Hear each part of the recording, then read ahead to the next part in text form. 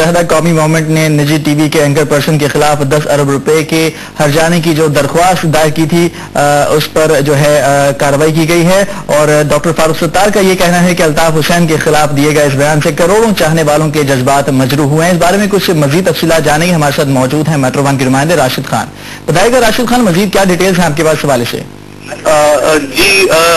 اب سے کچھ دیر قبل سندھ ہائی کورٹ میں ایم کیو ایم رابطہ کمیٹی کے اراکین ڈاکٹر فاروق ستار، رضا ہارون اور ڈاکٹر صغیر احمد، اس کے علاوہ معروف بیرسٹر فروغ نسیم کے توسط سے ایک دیوانی ہرجانے کا دعویٰ دائر کیا گیا ہے، جس میں موقف اختیار کیا گیا ہے کہ مقامی ٹی وی چینل کے اینکر نے ایم کیو ایم کے قائد الطاف حسین کے خلاف بے بنیاد الزامات عائد کیے کہ انہیں مہران گیٹ اسکینڈل میں اس وقت کے آئی ایس آئی کے آفیسر کرنل اکبر کی جانب سے پیسے دیے گئے۔ جو دیوانی درخواست ہے اس میں دعویٰ دائر کیا گیا ہے کہ جو یہ الزامات ہیں یہ بے بنیاد ہیں، کیونکہ یہ کیس جو ہے سپریم کورٹ میں زیر سماعت ہے، اور ایم کیو ایم نے ان تمام ڈاکومنٹس کا جائزہ لیا جس میں یہ بات سامنے آئی کہ یہ الزامات قطعی بے بنیاد ہیں، اور کرنل اکبر کے بیان حلفی میں بھی اس بات کا قطعی کوئی ذکر نہیں ہے کہ جبکہ کرنل اکبر نے اپنے بیان میں یہ کہا ہے کہ الطاف حسین نے پیسے لینے سے انکار کر دیے تھے۔ اس پر جو ہے ایم کیو ایم کا جو موقف سامنے آیا ہے، ڈاکٹر فاروق ستار نے ذرائع ابلاغ سے گفتگو کرتے ہوئے کہا کہ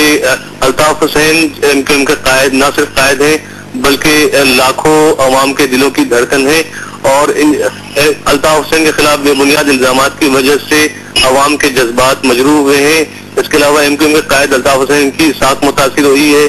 تنظیم کی ساکھ متاثر ہوئی ہے، اور یہ اس کے خلاف جو ہے یہ 10 ارب روپے کا ہرجانہ کا دعویٰ دائر کیا گیا ہے آج، جس میں جو ہے یہ عدالت سے یہ استدعا کی گئی ہے کہ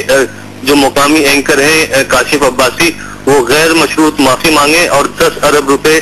جو ہے وہ ہرجانہ جو ہے ادا کریں۔ اس کے علاوہ فاروق ستار نے یہ کہا تھا کہ پیشہ ورانہ ذمہ دارانہ صحافت کا تقاضا ہے کہ کوئی بھی بے بنیاد الزام کسی پر عائد نہ کیا جائے، اور یہ آزادی صحافت کے سنگین خلاف ورزی ہے، کسی کے خلاف بے بنیاد الزامات کیے جائیں۔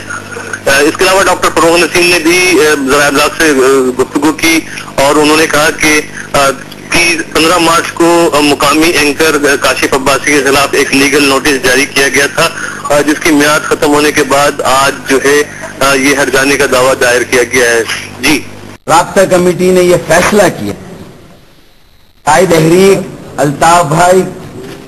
کروڑوں لوگوں کے دلوں پر حکمرانی کرتے ہیں۔ قائد تحریک الطاف بھائی اور ایم کیو ایم کی ساتھ کو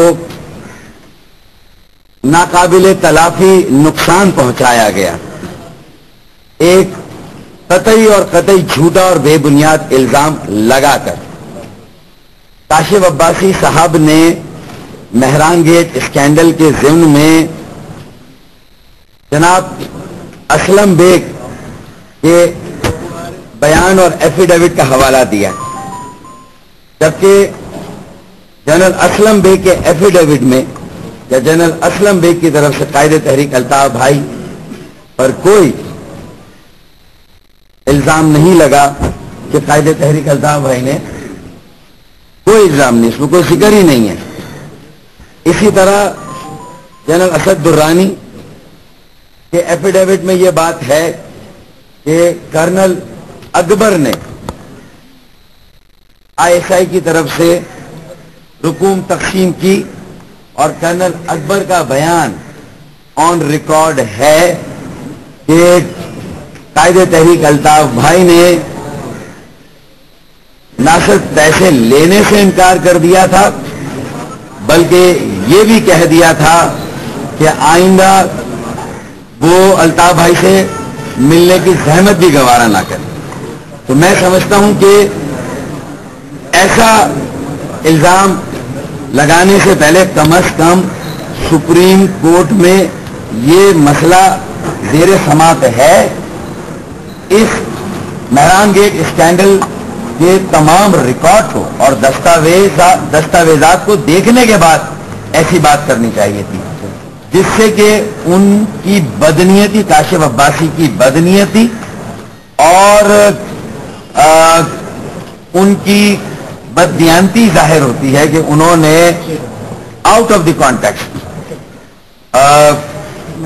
جو ہے وہ یہ بات کہی ہے، جبکہ اس کا حقیقت سے کوئی تعلق نہیں ہے۔ چنانچہ ہم نے ایک قانونی چارہ جوئی کا فیصلہ کیا اور ڈیفیمیشن کا کیس اور الطاف بھائی کو بدنام کرنے اور الطاف بھائی اور ایم کیو ایم کی ساکھ کو مجروح کرنے کے خلاف ہم نے ڈیفیمیشن کا کیس داخل کرنے سے پہلے